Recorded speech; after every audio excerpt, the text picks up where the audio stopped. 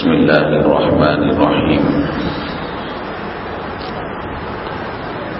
الحمد لله نحمده ونستعينه ونستغفره ونؤمن به ونتوكل عليه ونعوذ بالله من شرور أنفسنا ومن سيئات أعمالنا. من يهده الله فلا مضل له ومن يضلله فلا هادي له. ونشهد أن لا إله إلا الله وحده لا شريك له. ونشهد أن سيدنا ومولانا محمدا عبده ورسوله صلى الله عليه وعلى آله وأصحابه وبارك وسلم تسليما كثيرا كثيرا. أما بعد فأعوذ بالله من الشيطان الرجيم. بسم الله الرحمن الرحيم. يا أيها الذين آمنوا اتقوا الله حق تقاته ولا تموتن إلا وأنتم مسلمون. قال النبي صلى الله عليه وسلم: ألا إن التقوى ملاك الحسنات، أو كما قال النبي عليه الصلاة والسلام. رب اشرح لي صدري ويسر لي أمري واحلل عقدة من لساني يفقهوا قولي. اللهم صل على سيدنا مولانا محمد في أول كلامنا. اللهم صل على سيدنا مولانا محمد في أوسط كلامنا. اللهم صل على سيدنا مولانا محمد في آخر كلامنا. قابل قدر سامعین کرام، اللہ تعالیٰ کا بے پناہ کرم اور احسان، اللہ تبارک تعالیٰ نے ہمیں رمضان المبارک کی نعمتیں، رحمتیں، برکتوں سے مالا مال فرمایا اور بہت عافیت کے ساتھ، سکون کے ساتھ، راحت کے ساتھ یہ مہینہ ہم سے رخصت ہوا. رمضان المبارک آیا، تلاوتوں کی کثرت دیکھی گئی، ذکر و اذکار کے حلقے لگتے دیکھے گئے، مسجدیں آباد رہی اور ایک عجیب منظر تھا، روحانی کیفیت تھی رمضان المبارک میں. رمضان المبارک ختم ہوا، عید کا چاند نظر آیا. اچانک گویا ایک سونامی آ گئی امت محمدیہ میں، ایک انقلاب آ گیا، ایک زلزلہ، ایک طوفان آ گیا، ایک بڑا حادثہ امت کو پیش آ گیا کہ اچانک حالت بدل گئی. مسجدوں کی رونقیں ختم ہو گئی، کلام پاک کی تلاوتوں کی حلاوتیں اور اس کے شور شرابے نظر نہیں آنے لگے، اور ایسا لگتا تھا کسی نے مسجد کے سہاگ کو اجاڑ دیا ہو. ہونا تو یوں چاہیے تھا کہ آدمی بیمار ہونے کے بعد دوا اگر اس کی جاتی ہے تو اس کی یا تو بیماری کم ہونا چاہیے یا شفا یاب ہونا چاہیے، صحت والا ہونا چاہیے. بیمار کو انجیکشن دیا گیا، بیمار کو گلوکوز چڑھایا گیا. ہونا یہ چاہیے کہ اس کے اندر صحت آنی چاہیے، انرجی آنی چاہیے، طاقت اور پاور آنا چاہیے. رمضان المبارک میں رحمت کے عشرے کا گلوکوز چڑھایا گیا. رمضان المبارک کے دوسرے عشرے میں مغفرت کا انجیکشن دیا گیا. رمضان المبارک کا تیسرا عشرہ گویا رحمتوں، برکتوں سے مالا مال عشرہ تھا. اس کے اندر طاق راتیں تھیں، شب قدر تھی، لیلۃ الجائزہ تھی، اعتکاف تھا، بے شمار اس کے اندر نعمتیں تھیں، کلام پاک کا ختم تھا۔ یہ تمام چیزیں آنے کے باوجود مریض اگر اچھا نہ ہو تو اس کا مطلب یہ کہ ہم نے زندہ جسم کے اندر گلوکوز نہیں چڑھایا ہے، مردہ جسم کے اندر گلوکوز چڑھایا ہے۔ مردے کو انجیکشن دے تو مردہ اٹھتا نہیں ہے، مردے کو گلوکوز چڑھائے، مردے کو ٹانک دیں، مردے کو ٹیبلٹ دیں، مردے کو کوئی اثر ہونے کا نہیں۔ زندہ ہو ایکشن ریاکشن ہوگا، یا تو شفا ملے گی یا نہیں تو اس کو ریاکشن ہوگا۔ لیکن افسوس کی بات یہ ہے کہ برسوں سے یہ چیز دیکھی آ رہی ہے کہ رمضان المبارک کے بعد سنیما گھر آباد ہوتے ہیں، پکنک کے اڈے آباد ہوتے ہیں، جوئے کے اڈے آباد ہوتے ہیں، زنا کے اڈے آباد ہوتے ہیں، اور محلے اور مسجدیں سونی سونی لگتی ہیں۔ کہاں گئے صاحب؟ وہاں چلے گئے، کہاں گئے؟ وہاں چلے گئے۔ رمضان المبارک کے بعد تقوی میں اضافہ ہونا چاہیے تھا۔ قرآن شریف نے کہا کہ کتب علیکم الصیام کما کتب علی الذین من قبلکم لعلکم تتقون۔ اے لوگو، تم پر روزہ فرض کیا گیا اس لیے کہ تمہارے اندر تقوی پیدا ہو۔ تقوی کے معنی ہیں آدمی بے نمازی سے نمازی بن جائے۔ تقوی کے معنی یہ ہے کہ آدمی رمضان سے پہلے چہرے پر سنت نہیں تھی، رمضان کے بعد اس کے چہرے پر سنت آ گئی۔ تقوی کے معنی یہ کہ رمضان المبارک سے پہلے انگریزی لباس تھا، یورپی امریکی لباس تھا، رمضان کے بعد لباس التقوی، تقوی کا لباس آ گیا، یعنی جسے دیکھ کر صلحاء کی یاد تازہ ہوتی ہے۔ پینٹ کو دیکھ کر، شرٹ کو دیکھ کر، ٹی شرٹ کو دیکھ کر، جینس پینٹ کو دیکھ کر کسی مدرسے کے مولوی کی یاد تازہ نہیں ہوتی، کسی مسجد کے ملا اور مؤذن کی یاد تازہ نہیں ہوتی۔ بس یہ سمجھا جائے گا کہ بھئی یہ امریکہ سے آیا ہوا آدمی ہے اور برطانیہ سے آیا ہوا آدمی ہے۔ حدیث پاک میں اللہ کے حبیب پاک جناب محمد الرسول اللہ صلی اللہ علیہ وسلم نے فرمایا، اولیاء اللہ اذا رؤوا ذکر اللہ، اللہ کے نیک بندے وہ ہیں کہ جنہیں دیکھ کر اللہ کی یاد تازہ ہو جائے۔ جن کے چہروں پر سنت نہیں ہے، سنت سے جو چہرے خالی ہیں اور داڑھی سے جو چہرے خالی ہیں، ان کو دیکھ کر اللہ کی یاد تازہ ہوتی ہے یا فلموں میں کام کرنے والوں کی یاد تازہ ہوتی ہے۔ عورتوں کی برہنگی کو دیکھ کر، عریانیت کو دیکھ کر، بے حیائی کو دیکھ کر، بے شرمی کو دیکھ کر، بے پردگی کو دیکھ کر کیا تقوی کی یاد تازہ ہوتی ہے یا آدمی کے اندر زنا کے جراثیم اور شہوت انسان کی بھڑکتی ہے؟ آپ اللہ کے لیے بتائیں۔ بعض لوگ کہتے ہیں کہ صاحب ایمان تو دل میں ہونا چاہیے، کپڑوں کے اندر کیا پڑا ہے، چہروں میں کیا پڑا ہے؟ اللہ تعالیٰ دل کو دیکھنے والے ہیں۔ دل کے اندر ایمان ہے، دل کے اندر شرم ہے، اور دل کے اندر حیا ہے، اور دل کے اندر پاک دامنی ہے۔ عورت بے پردہ جا رہی ہے تو کیا ہوا؟ مرد جو ہے جینس پینٹ پہنے ہوئے تو کیا ہوا؟ ٹی شرٹ پہنے ہوئے تو کیا ہوا؟ دل تو پاک ہے اور دل کے اندر ایمان رکھا ہوا ہے۔ قرآن شریف میں اللہ تعالیٰ نے اس کا جواب دیا ہے، وَذَرُوا ظَاهِرَ الْإِثْمِ وَبَاطِنَهُ۔ اے لوگو، جیسے تم باطن کی حفاظت کی بات کرتے ہو، ظاہر کی بھی حفاظت کی بات کرو۔ اگر کوئی آدمی یوں کہے کہ میرے جیب کے اندر عطر کی شیشی پھٹ چکی ہے اور اس کا کانچ ٹوٹ چکا ہے، وہ خوشبو کو چھپانا چاہے چھپا سکتا ہے۔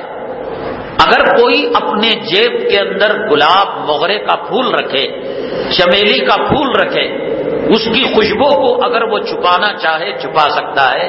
نہیں چھپا سکتا۔ اسی طریقے سے اگر کسی کے دل کے اندر شرم ہوگی، حیا ہوگی، تقویٰ ہوگا، ایمان ہوگا، اور پاک دامنی ہوگی، اس کے اثرات اس کے ظاہر پر پڑیں گے۔ ایسا نہیں ہو سکتا کہ اندر ایمان ہو اور باہر کفر ہو۔ دودھ برتن میں آپ ڈالیں، چولہے پر رکھیں اور چولہا خوب کھولائیں، گرم کریں، تو اس سے دودھ ہی نہ ابلے گا، سالن نہیں نہ ابلے گا، کیچڑ نہیں ابلے گا۔ اگر آپ نے برتن کے اندر سالن رکھا ہے اور خوب آپ گرم کر رہے ہیں تو اڑوس پڑوس کے لوگ کہیں گے بھئی واہ بڑی مہک آ رہی ہے، گوشت کا سالن پک رہا ہے، دال پک رہی ہے، بریانی پک رہی ہے۔ برتن میں جو چیز پکے گی اسی کی مہک ارد گرد آئے گی۔ آپ چائے بنائیں تو کوئی یہ نہیں کہے گا کہ صاحب بریانی کی خوشبو آ رہی ہے، آپ بریانی بنائیں کوئی یہ نہیں کہے گا کہ صاحب چائے کی خوشبو آ رہی ہے۔ دل کے اندر ایمان کی خوشبو ہو اور دل کے اندر ایمان کا پھول ہو اور دل کے اندر رسول اللہ صلی اللہ علیہ وسلم کی محبت کی کلیاں کھل رہی ہوں تو اس کی خوشبو چہرے سے ثابت ہوگی، اس کے لباس سے ثابت ہوگی، اس کے آنکھوں سے ثابت ہوگی، اس کے بول چال سے ثابت ہوگی۔ ہر چیز کے اندر ایمان کی مہک آئے گی۔ یہ لوگ دھوکہ دیتے ہیں، نہیں صاحب دل میں ایمان ہونا چاہیے، اللہ دل کی حالت کو دیکھنے والا ہے۔ اگر کوئی یوں کہے خامن، اگر کسی نے اپنی بیٹی کی شادی کی، داماد کو کروڑ پتی داماد کو لے کر آیا، وہ داماد کھلا بھی نہیں رہا ہے، پلا بھی نہیں رہا ہے، کپڑا بھی نہیں دے رہا ہے، کہیں گھمانے لے بھی نہیں جا رہا ہے اور بیوی کا حق بھی ادا نہیں کر رہا ہے، اور اس سے کہا گیا تو اس نے کہا نہیں صاحب میرے دل میں محبت ہے۔ ارے ظالم کے بچے، دل میں محبت ہوگی تو بیوی کو کھلائے گا، بیوی کو پلائے گا، بیوی کو کپڑا پہنائے گا، بیوی کو زیور پہنائے گا، بیوی کو گھمانے لے جائے گا۔ یہ کیسی محبت ہے دنیا میں؟ ایک استاد کہے کہ مجھے شاگرد سے محبت ہے، نہ ہوم ورک دیتا ہے، نہ سبق پڑھاتا ہے، نہ سبق اس کا سنتا ہے، اور جب ماں باپ نے پیرنٹس نے اس سے پوچھا نہیں میرے دل میں محبت ہے۔ دنیا کے کسی معاملے کے اندر دل کی محبت سے کام نہیں چلتا، کام کرنا پڑے گا۔ تو ایمان کے بارے میں کیسے آپ کہہ سکتے ہیں کہ دل کے اندر محبت ہے، دل کے اندر ایمان ہے، ہم کپڑا جو چاہیں پہنیں، جو چاہیں ہم کام کریں؟ بہرحال حضرات، بڑے افسوس کی بات یہ ہے، اسی لیے امت تباہی اور بربادی کے دہانے پر جا رہی ہے۔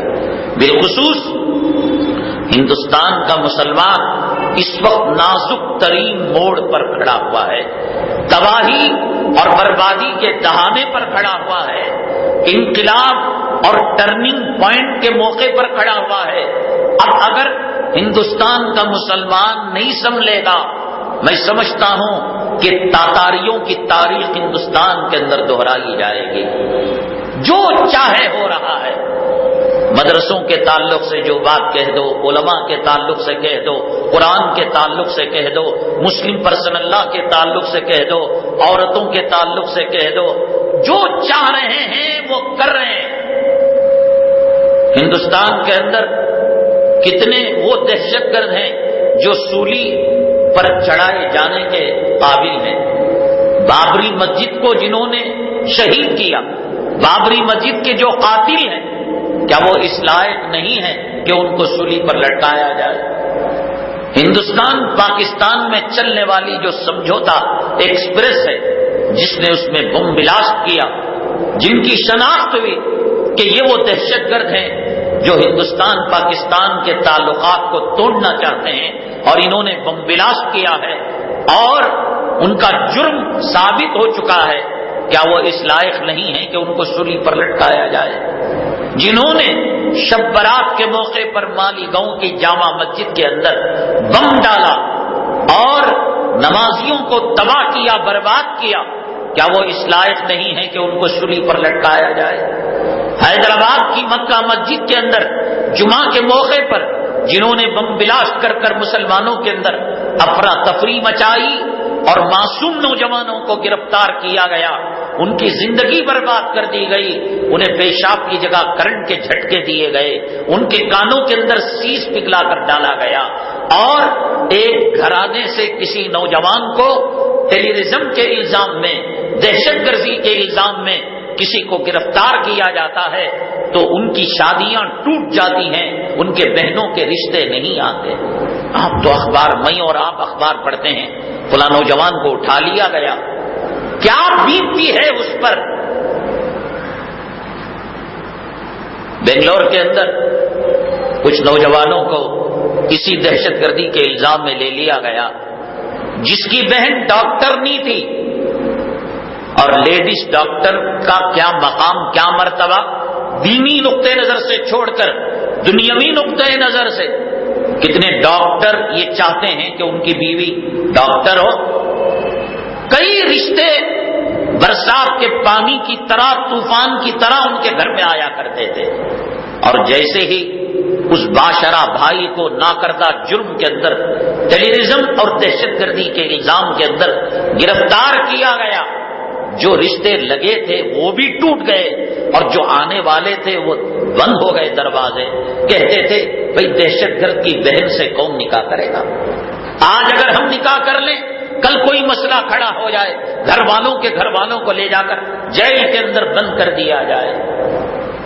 میں اللہ کے گھر کے اندر بیٹھ کر اللہ کی قسم کھا کر کہتا ہوں، پراپرٹی داؤ پر لگ گئی، وکیلوں کے پیچھے، لائروں کے پیچھے، سب کچھ تباہ ہو گیا، برباد ہو گیا۔ باپ کو ہارٹ کا اٹیک ہو گیا، قلب کا مرض لاحق ہو گیا، اور مجھ سے ملاقات کی، اس نے کہا مولانا صاحب دعا کر دیجئے اللہ تعالیٰ دن میں 100 مرتبہ موت دینے کے بجائے ایک موت کے جھٹکے سے ہمیں اور ہماری بیوی کو اٹھا لے۔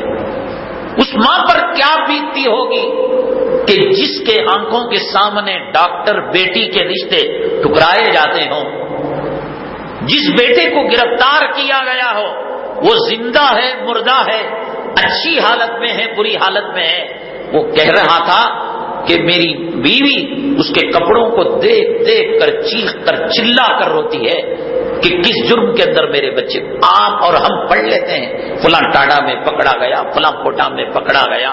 ایک آدمی پکڑا جاتا ہے، اس کی ماں، اس کا باپ، اس کی بیوی، اس کی اولاد، اس کی لڑکیاں، اس کا داماد، سب خاندان پریشان، اور سب کے سب کی آنکھوں سے آنسو کے قطرے بہنے لگتے ہیں۔ کیا ہو رہا ہے اس وقت امت کے اندر؟ کتنے بے قصور نوجوانوں کو گرفتار کیا گیا ہے، اور جو دن کے اجالے میں سینہ ٹھوک کر یہ کہتے ہیں کہ ہاں ہم دہشت گرد ہیں، ہمیں ناز ہے، ہمیں فخر ہے کہ ہم نے بابری مسجد کو گرایا، ہمیں ناز ہے کہ ہم نے اجمیر کے اندر دھماکہ کیا، ہم نے مکہ مسجد کے اندر دھماکہ کیا، ہم نے مالیگاؤں کے اندر دھماکہ کیا، ہم نے سمجھوتا ہے۔ ہم مسلمانوں کو ان کی اوقات بتانا چاہتے ہیں، اور جن کو ناز ہے کہ گجرات کے اندر ایک رات کے اندر 1000 افراد کا قتل کر کر، ماؤں کے پیٹ سے حمل گرا کر، ترشول کے اندر اس حمل کو اچھال کر، اس بچے کو اچھال کر ماں کو زندہ جلایا گیا، جن کو اپنے جرم کا اقرار ہے وہ آزاد پھر رہے ہیں۔ اور ایک آدمی، اس کا جرم یہ ہے کہ وہ آدمی مسلمان ہے، سولی کے لیے ساری تیاریاں، پھانسی کا پھندا اس کے لیے تیار ہو چکا ہے۔ کہنے کا مطلب یہ نہیں کہ میں آپ کو اخباری تراشے بیان کروں اور میں ٹی وی کی رپورٹ آپ کے سامنے رکھوں۔ ہندوستان کس سمت آگے بڑھ رہا ہے؟ یہاں انصاف نام کی کوئی چیز ہے؟ یہاں عدل نام کی کوئی چیز ہے؟ یہاں قانون نام کی کوئی چیز ہے؟ بتائیے۔ اور یاد رکھو مسلمانوں، آپ کسی یونیورسٹی کے پروفیسر سے پوچھیں، وہ یہی کہے گا مسلمانوں میں ایجوکیشن نہیں ہے اس لیے یہ ہو رہا ہے۔ کسی بینک مینیجر سے پوچھیں، وہ یہ کہے گا مسلمان فائنانشیل کمزور ہیں، سلم طبقے میں رہتے ہیں، بھیک مانگتے ہیں، صدقہ کھاتے ہیں، زکات کھاتے ہیں۔ بینک مینیجر یہ کہے گا۔ کسی سرکردہ سیکولر آفیسر سے آپ پوچھیں تو کہے گا کہ مسلمان کندھے سے کندھا ملا کر چلتا نہیں، وقت کی نزاکت کو سمجھتا نہیں۔ کسی مسلم منسٹر سے آپ پوچھیں، کہے گا کہ مسلمان کو سیاسی شعور نہیں، جس کا جھنڈا بلند دیکھتا ہے اس کے پیچھے زندہ باد مردہ باد کہہ کر چلا جاتا ہے. اس کو اپنی ایک پارٹی قائم کرنی چاہیے، اپنے نمائندے پارلیمنٹ میں بھیجنا چاہیے، اپنے نمائندے MLA بنانا چاہیے. کون یہ کہے گا وہ؟ لیکن خداوند قدوس کی عزت و جلالت کی قسم، مسلمانوں کے مرض کا علاج یہ نہیں کہ مسلمان مالدار ہو جائے، مسلمانوں کے مرض کا علاج یہ نہیں کہ مسلمان اپنے نمائندے پارلیمنٹ کے اندر بھیج دیں، ودھان سبھا لوک سبھا کے اندر بھیج دیں. مسلمانوں کے مرض کا علاج یہ نہیں کہ مسلمان ارب پتی کروڑ پتی کھرب پتی بن جائے. مسلمانوں کے مرض کا علاج یہ نہیں کہ مسلمان اپنی یونیورسٹیاں قائم کر لیں. ہم اس کا انکار نہیں کر رہے، ہم یہ نہیں کہہ رہے کہ مسلمان غریبی کی زندگی گزارے، مسلمان جہالت کی زندگی گزارے، مسلمان سیاست سے، ہم اس کا انکار نہیں کر رہے ہیں. لیکن ہم یہ بھی کہہ رہے ہیں کہ مسلمانوں کی موجودہ پستی اور مسلمانوں کی موجودہ گراوٹ کا علاج نہ سیاست میں ہے، نہ فائنانشیل نظام میں ہے، نہ کروڑ پتی بننے میں ہے، نہ وزیر بننے میں ہے.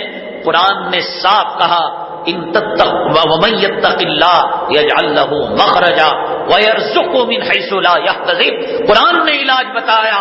قرآن کے علاج سے بڑھ کر، اللہ کے علاج سے بڑھ کر نہ کسی MP کا فارمولا ہو سکتا ہے، نہ کسی منسٹر کا فارمولا ہو سکتا ہے، نہ کسی لیکچرار کا فارمولا ہو سکتا ہے، نہ کسی پروفیسر کا فارمولا ہو سکتا ہے.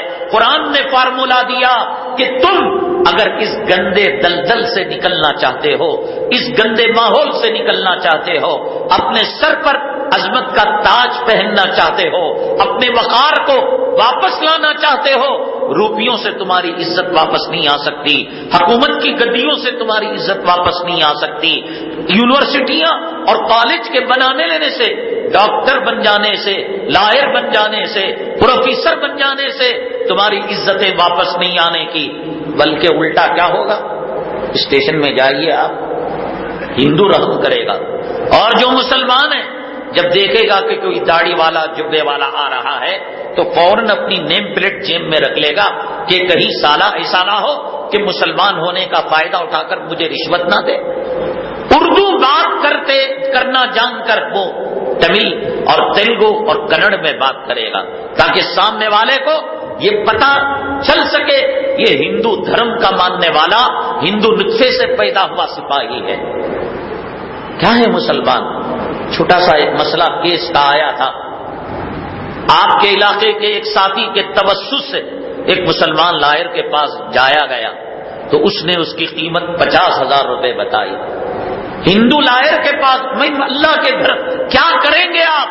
دین نہ ہو لائری پڑھا کر، دین نہ ہو ڈاکٹری پڑھا کر، دین نہ ہو سیاست کی گدی میں بٹھا کر. نہیں دیکھ رہے جو سیاست کی گدیوں پر بیٹھے ہیں گلگنٹا نہیں ہلا رہے، بٹ نہیں لگا رہے. سیاست کی گدیوں میں بیٹھے ہوئے گنیش کی مورتی کو نہیں اٹھا رہے ہیں. کچھ نہیں ہوتا.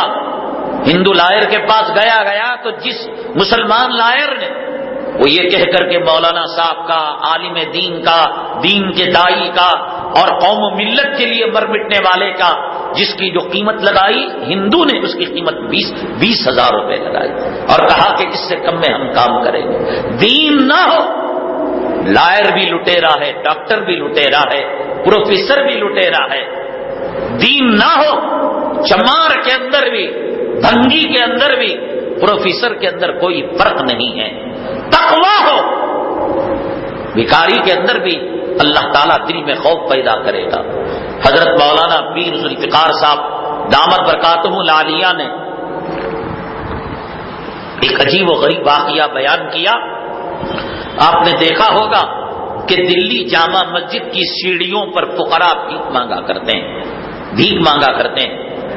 ایک جو وزٹرز دلی آتے ہیں، جہاں وہ قطب مینار دیکھتے ہیں اور جہاں وہ اور چیزوں کو دیکھتے ہیں تو دلی کی جامع مسجد ضرور دیکھنے جاتے ہیں.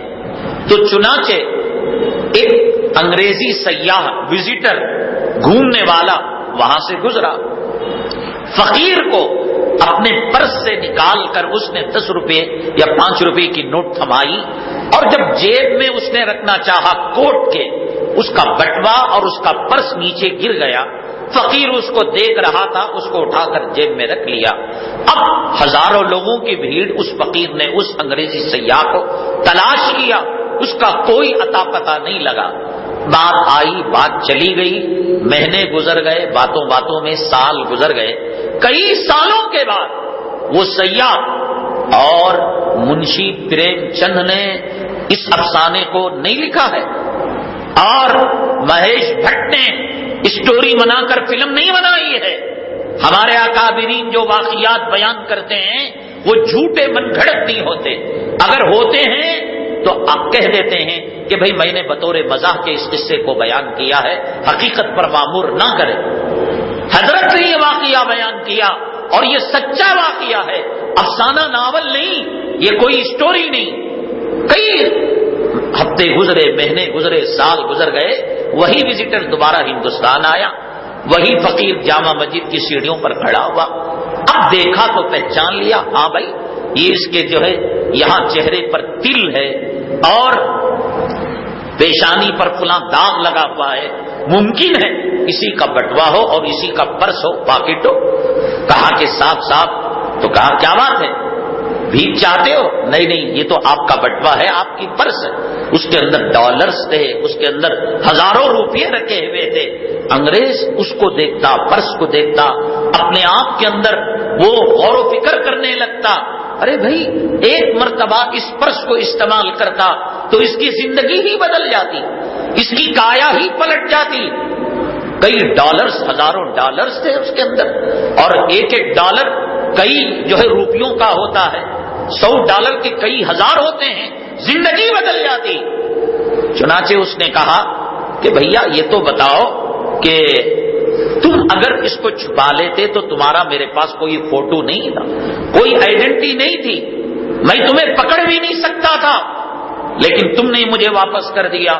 تو وہ فقیر تھا، اللہ کا خوف اس کے دل میں تھا، اللہ کا ڈر تھا۔ اس نے کہا کہ صاحب قیامت کے دن میں ہمارے پیغمبر صلی اللہ علیہ وسلم کو تمہارے پیغمبر حضرت عیسیٰ علیہ السلام کے سامنے شرمندہ کرنا نہیں چاہتا تھا، کہ کہیں گے کہ دیکھو عیسیٰ علیہ السلام، محمد صلی اللہ علیہ وسلم آپ اپنی امتیوں پر بڑا ناز کیا کرتے تھے، ہماری قوم عیسائیوں کا تمہاری قوم کے ایک فقیر نے، امت کے ایک لٹیرے نے علیہ باللہ اس نے بٹوا چرا لیا۔ اتنا کہنا تھا، وہ انگریز قدموں پر گر گیا اور وہ ایمان اس نے قبول کر لیا۔ ایمان اگر ہو فقیر میں وہ کایا پلٹ سکتا ہے، اور ایمان سیاست دن میں نہ ہو اور دولت والے میں نہ ہو تو دولت والا فرعون اور قارون اور دجال حامان بن سکتا ہے۔ اس لیے قرآن نے کہا وَمَن يَتَّقِ اللَّهَ يَجْعَل لَّهُ مَخْرَجًا، کہ تم اس نازک ترین حالت سے نکلنا چاہتے ہو تو رمضان کے روزوں کا، رمضان کی تراویح کا، رمضان کی تلاوت کا، رمضان کے اعتکاف کا، رمضان کی شب قدر کا، رمضان کی لیلۃ الجائزہ کا، رمضان کے ذکر و اذکار کا، رمضان کی نمازوں کے اہتمام کا، رمضان کی اوابین کا، رمضان کے اشراق کا، رمضان کے تہجد کا، رمضان کی سحری اور افطاری کی برکتوں کا اگر کوئی پھل ہے وہ تقویٰ ہے۔ اور اس تقوی کو لقوہ مار گیا صاحب۔ کہاں ہیں مسجدیں آباد، کہاں ہیں مسلمان؟ کیسی سونی سونی محفلیں دیکھیے، ایسے لگتا ہے کہ کسی میت کی تعزیت کے لیے ہم جمع ہوئے ہوں صاحب، کہ کسی سیٹ کا جنازہ نکل چکا ہے، بیٹھ رہا ہے، کوئی جا رہا ہے، کوئی بھاگ رہا ہے، ایسا لگ رہا ہے۔ ایسے نہیں لگ رہا ہے کہ یہ کوئی دینی مجلس ہے، یہاں آخرت کی باتیں ہوں گی، ایمان کی باتیں ہوں گی، امت مسلمہ کے حالات حاضرہ پر غور کیا جائے گا۔ کیا اسی کا نام تقویٰ ہے؟ فلم جانے کا نام، عورتوں کو بے پردہ گھمانے کا نام، عیاشی کرنے کا نام، گھومنے کا نام، پھرنے کہاں گئے؟ رمضانی مسلمان کو زمین نے نگل لیا، آسمان نے کھا لیا، کہاں چلے گئے رمضانی مسلمان؟ ہم رمضان کے مسلمان نہیں، ہم رمضان کے بندے نہیں، رحمان کے بندے ہیں۔ بہرحال مرنے کے بعد پتا چلے گا کس کا عمل قبول ہوا ہے، کس کا عمل قبول نہیں ہوا، لیکن اس کا پتا تو اب لگ رہا ہے صاحب۔ جس کا رمضان قبول ہوا اس کے رمضان کی بعد کی نمازیں باقی ہیں، جس کا رمضان قبول ہوا رمضان کے بعد اس کے چہرے پر سنت دکھائی دے رہی ہے، جس کا رمضان قبول ہوا رمضان کے بعد اس کا لباس بدل رہا ہے، جس کا رمضان قبول ہوا رمضان کے بعد کلام پاک کو سینے سے لگائے ہوئے ہے، جس کا رمضان قبول ہوا رمضان کے بعد علماء سے اور اولیاء سے جڑا ہوا ہے، جس کا رمضان قبول ہوا اس نے عورت کو پردے میں رکھا ہوا ہے، جس کا رمضان قبول ہوا اس نے حرام کو، سود کو، رشوت کو طلاق دے دی ہے اور یہ کہتا ہے مجھے سوکھی روٹی مل جائے حلال کی ملے، میں حرام کی طرف نگاہ نہیں ڈالوں۔ میرا رمضان قبول ہوا، میں سینے میں جھانک کر دیکھوں کہ رمضان کے بعد میری زندگی میں کیا بدلاؤ آیا ہے۔ آپ کا رمضان قبول ہوا نہیں ہوا، آپ تنہائی میں مسجد کے اندر 10 منٹ پہلے آ جائیے گا، ذرا آنکھیں بند کر غور کیجئے کہ میری رمضان کے 29 روزے، میرے رمضان کے 20 رکعت تراویح 30 دنوں کی، اور میرے رمضان کا اعتکاف، شب قدر، لیلۃ الجائزہ، آخر اس کا حل کیا ہوا اور اس کا ثمرہ کیا نکلا؟ میں آپ کے بارے میں کچھ نہیں کہہ سکتا اور آپ میرے بارے میں کچھ نہیں کہہ سکتے۔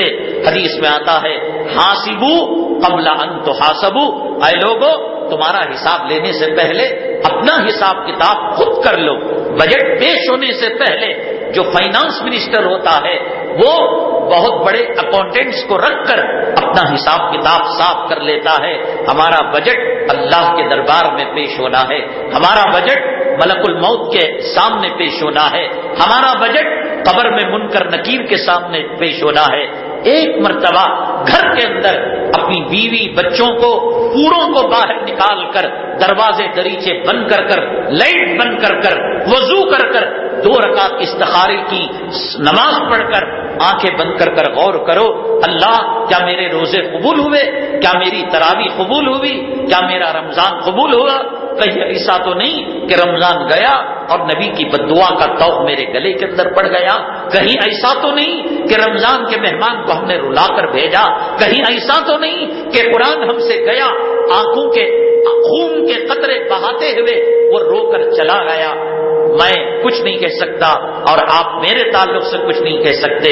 اور رمضان کے بعد حدیث کے اندر آتا ہے شوال المکرم کے اندر 6 روزے رکھے گئے ہیں، اس لیے کہ اللہ کا دستور یہ ہے کہ ایک پر اللہ تعالیٰ 10 نیکیاں مرحمت فرماتے ہیں، تو رمضان کے 30 روزوں کے 600 ہو گئے اور 660 دن ہوتے ہیں سال کے، تو لہذا 6 روزے شوال کے اندر جو رکھے گا تو گویا وہ سال بھر، بلکہ ایک حدیث میں آتا ہے عمر بھر وہ روزے رکھنے کا اجر اللہ اسے مرحمت فرمائیں گے۔ بنگلور کے روزے بڑے سستے روزے ہیں، نہ موسم کاٹ کھاتا ہے، نہ یہاں پیاس کی شدت ہے، نہ ٹیمپریچر زیادہ ہے۔ کل پتہ چلے گا۔ حضرت کعب رضی اللہ تعالیٰ توریت کے عالم ہیں اور یہ وہ ہیں جو اہل کتاب میں سے تھے، بعد میں انہوں نے اسلام کو قبول کر لیا۔ بڑی عجیب و غریب بات بتائی، قیامت کے دن ایک فرد 70 پیغمبروں کے اعمال لائے گا۔ ذرا غور سے سنو، قیامت کے دن ایک فرد وہ بھی ہوگا کہ 70 پیغمبروں نے جو نیک کام کیے اتنے اعمال وہ لے کر آئے گا، لیکن ایک ایک نیکی کا محتاج ہوگا۔ پھر بھی وہ کہے گا کہ کاش اگر میں یہ کر لیا ہوتا تو اچھا ہوتا۔ آج سانس چل رہی ہے، آج روزہ رکھ سکتے ہیں، کل ڈاکٹر پرہیز کرائے گا تو پرہیز کرنا پڑے گا۔ کل شوگر کا مرض آ کر ڈاکٹر کہے گا شکر کو ہاتھ مت لگاؤ، تو بھری مجمل کے اندر، بڑے محفل کے اندر آپ وہ 4 چائے کہے گا تو کہے گا کہ 1 شوگر لیس۔ بچنا چاہتے ہو اللہ کے کہنے پر روزہ رکھ لو، اللہ تعالیٰ دنیا کی بیماریوں سے نجات دے گا۔ شوال کے مہینے میں روزہ رکھنے سے سال بھر کے روزے اور قیامت کے دن خدا جانے کون نیکی کی وجہ سے ہمارا نامہ اعمال وزن ہو جائے گا۔ اور اس میں اتنی چھوٹ ہے کہ لگاتار بھی رکھ سکتے ہیں، ایک ایک کر کے بھی رکھ سکتے ہیں۔ پیر جمعرات کا روزہ سنت کا روزہ، سنت کی نیت سے بھی رکھا، شوال کے روزے بھی ہو گئے۔ 13، 14، 15 عربی کے شوال کی جو تاریخ ہے، ایام 20 کے روزے، جب چاند شباب پر ہوتا ہے، عورت اگر حاملہ ایام 20 کے روزے رکھتی ہے تو خوبصورت بچہ پیدا ہوتا ہے، علماء نے کتابوں میں لکھا ہے۔